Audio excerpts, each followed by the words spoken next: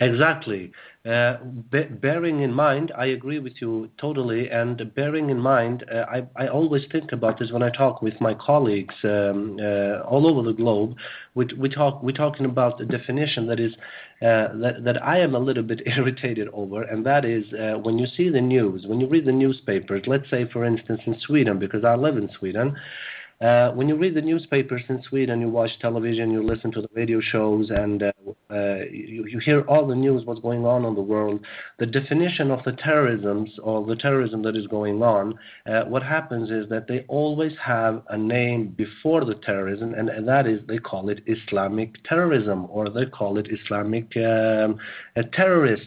And how can we I mean, I think we all agree that that is a wrong definition, and that is not a correct definition, of course, because Islam and terrorism cannot go hand in hand, nor can Christianity, nor can Judaism and terrorism go hand in hand. But what I'm trying to say and find the point is that how can we teach, let's say, for example, the Swedish population to feel empathy towards Islamists when they are fed up with information such as Islamic terrorists this, Islamic terrorists that? How can you change that? You understand the difficulty that I'm facing every day. Yeah, I understand, and I think the schools have a very important role to play, and the curricula in the schools are very important. Much, I think, has to be changed. Political education, it needs to show both sides, and it needs to teach the kids in school to have empathy for the other side and try to make them see both sides. I think this is the main thing I can see. I think that the kids in school they need to learn that from the beginning on. Yes, totally. The heart of education starts, at home, and that's That's a very widely used term because it is true. So, when people raise their children, and I know in America, the trend here is when a child reaches school age, a lot of times what happens is the parents are working, and the children go to school, to public school, and the role of that parent is circumvented, I think, by the school to a degree, because they learn things in school, and when they come home, a lot of times I think what we see is the parents they pick their children up from school, they bring them home, and they don't spend that time to teach them morality or to teach them about religions. And I think a lot of times in different countries, not just America, that religion has almost become a faux pas. I don't know if that's the correct term for that or not. Right. This is my feeling too. Yes. Yeah, but it's almost like a stigmata in places. They're like they don't even want to talk about it because of all the things that go on. You hear on the news about religion, and the media has really played a big part in painting a dark picture on a lot of religion, and because of what you guys had said a while ago, because the only thing they'll report are the evil things that are happening. They don't report on the good things that are happening, all the work like this that is going on. And we're trying to change that because we are spreading out and we're getting more and more shows. I know we're planning on opening at least 2 or 3 more shows like this in the very near future. It is communication and it is discussion that's going to open these lines up, I believe. And I completely, wholeheartedly, I'll say again, agree with you that politics is not going to solve this problem. It's going to have to be communication between people, and it's going to have to be the education that children come up with from the time they're old enough to notice what's going on, which incidentally, from some of my studies, I can tell you that a child within 24 hours is already learning. As soon as they open their eyes, they're learning. Yes. So everything they see and they hear all through their lives makes an impact, whether they're 1 year old or 5 years old or 15 years old. And I think a lot of people don't realize this, that children are just as smart, if not smarter, than a lot of us are. Exactly. So they learn very quickly. They're not less intelligent because they don't know as much. They are actually more intelligent because they don't have all these impressed ideas already on them. Mm-hmm. Exactly. So it's very important, that this does start at a very young age, and it has to start at home. It has to start at home. It has to start at home. I have understood, sir, that you are pursuing a suggestion of the Greek Orthodox Patriarch of Jerusalem, Theophilus III, to organize a conference of the religious institutions of the Holy Land in Germany as a neutral place.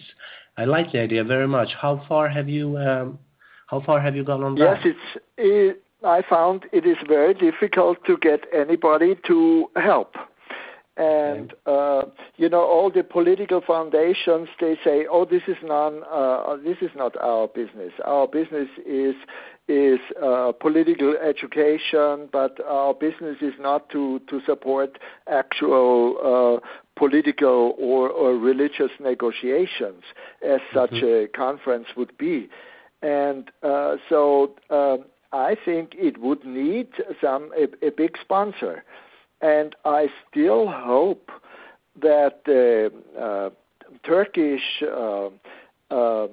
government would support such an idea, since the Turks are interested in helping to make peace.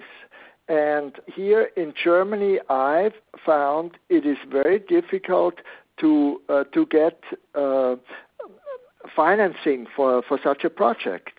I think that's a problem with governments around the world. Yes, right. Yeah. Exactly. Because they are, I don't know, I think they're scared of people becoming, their faith building again, and maybe them losing some power over people, maybe.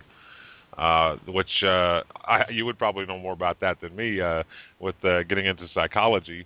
That I think would be something to look at too. But the thing of it is it's the same way all over. Any government entity that would have funds to help out, even some of the more prudent ones, UNICEF and Red Cross and stuff. They even have government policy that doesn't allow them to put so much into anything that's religious, because if they do that, then they try to say that they're being favoritist.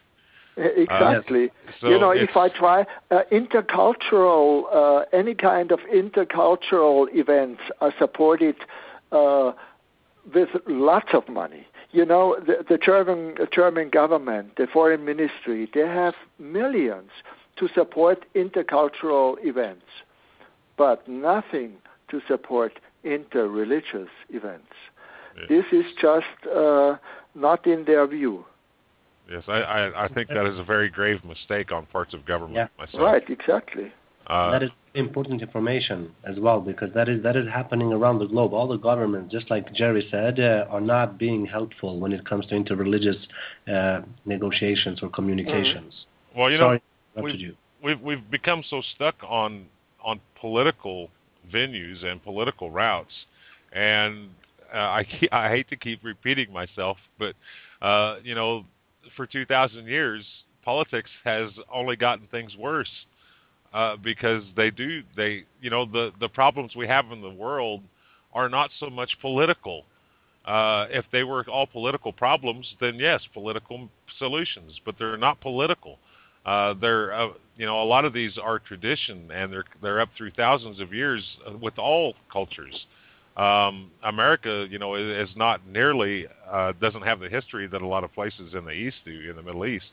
But the problems here are still just as severe as around the world, and it doesn't matter where you go. I mean, Canada or Germany or Russia or Israel or even Turkey. These problems are not political problems.